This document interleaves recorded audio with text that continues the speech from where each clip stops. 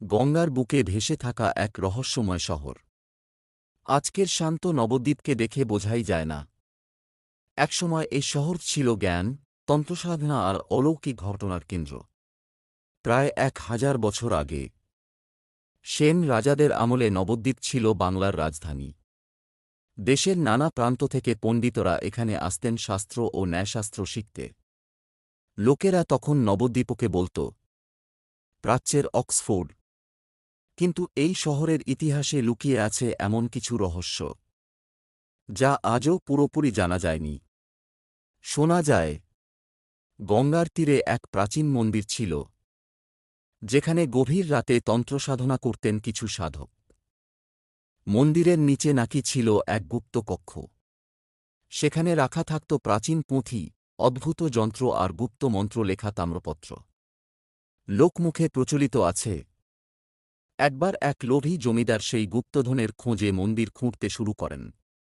প্রথম দিন কিছুই হয়নি, কিন্তু দ্বিতীয় রাত থেকেই অদ্ভুত ঘটনা শুরু হয়।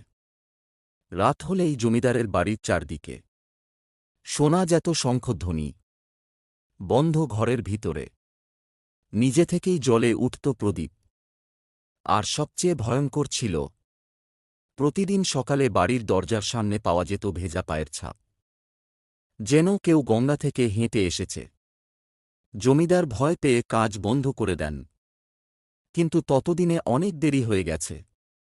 এক ঝড়ের রাতে হঠাৎ তিনি নিখোঁজ হয়ে যান। পরদিন গঙ্গার ঘাটে শুধু তাঁর জুতো জোড়া পাওয়া যায়।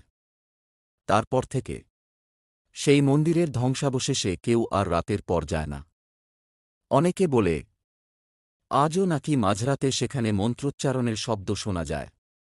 আর পূর্ণিমার রাতে গঙ্গার জলে দেখা যায় আগুনের মতো লাল আলো।